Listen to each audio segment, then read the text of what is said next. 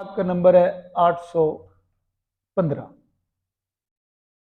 وعن حذیفہ رضی اللہ تعالی عنہ قال کان النبی صلی اللہ علیہ وسلم اذا اخذ مضجعه من اللیل وضع یدہ تحت خدہ ثم یقول اللہم بسمک اموت واحیا واذا استیقظ قال الحمد للہ الذی احیانا بعد ما اماتنا والیہ النشور۔ رواہ البخاری۔ حضرت سیدنا حذیفہ بن یمان رضی اللہ تعالی عنہ سے روایت ہے، فرماتے ہیں کہ نبی اکرم صلی اللہ علیہ وسلم رات کو لیٹتے تھے۔ لیٹنے کے لیے جب تشریف لاتے، آپ لیٹتے تو اپنا دایاں ہاتھ اپنے دائیں رخسار کے نیچے رکھتے تھے۔ پہلے جو حدیث ہم نے پڑھی، 2 حدیثیں پڑھی دائیں کروٹ سے متعلق، اور اس میں جو پہلی حدیث شریف ہم نے پڑھی حضرت براء بن عازب سے بھی شمائل میں روایت یہ موجود ہے، دائیں ہاتھ کو دائیں رخسار کے نیچے نبی کریم صلی اللہ علیہ وسلم رکھتے تھے۔ تو یہ جو روایت حدیث ہے یہ سیدنا حذیفہ سر النبی رضی اللہ تعالیٰ عنہ سے۔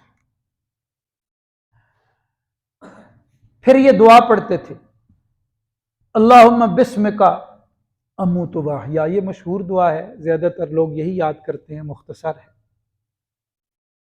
اللہم بسمک اموت واحیا۔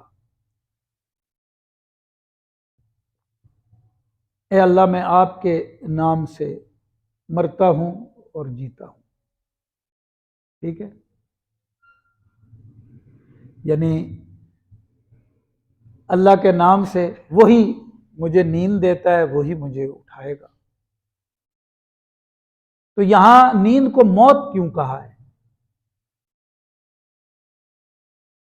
نیند بھی موت کی طرح ہے،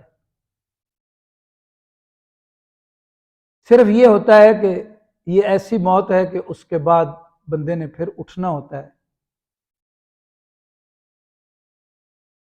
دنیا میں ہی، اور جو دنیا سے رخصت ہونے والی موت ہے اس میں بھی اٹھنا ہے،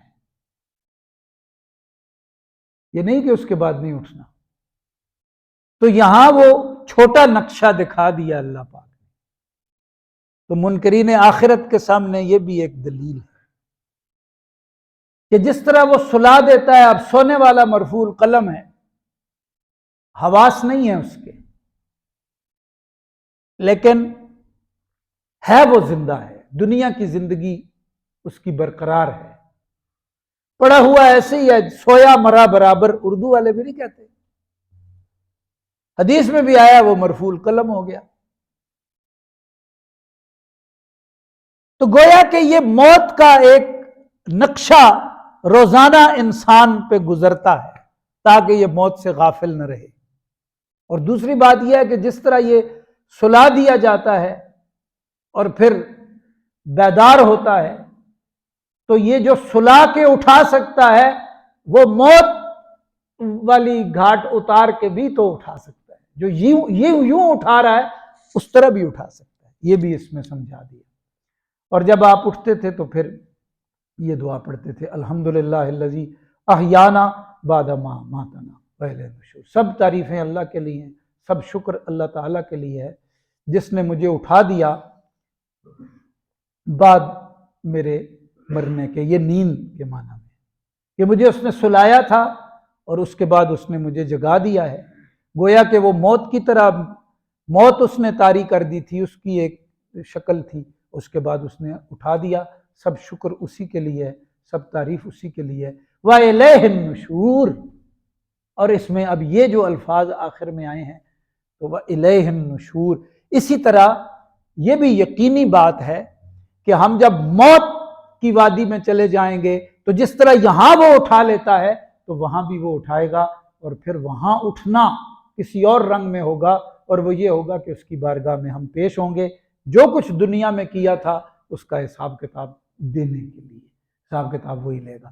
اس لیے اس دعا کے آخر میں وَإِلَيْهِ النُّشُورُ آ گیا کہ اس سے سمجھو جو اس طرح سلا کے رات کو پھر تمہیں بیدار کر دیتا ہے، بے حس پڑے ہوئے تھے، نہ ہاتھ کام کر رہے ہیں، نہ آنکھیں، نہ زبان، نہ پاؤں، کوئی صلاحیت کام نہیں کر رہی، پڑے ہوئے ہو مردے کی طرح پڑے ہوئے، بس سانس چل رہی تھی تمہاری، حواس شواس کوئی کام نہیں کر رہے تھے، پھر تمہیں بیدار کیا، تم سارے حواس کے ساتھ پورے قد کے ساتھ اٹھ گئے، تو وہ اسی طرح تمہیں موت دے کے پھر اٹھانے پہ قادر ہے۔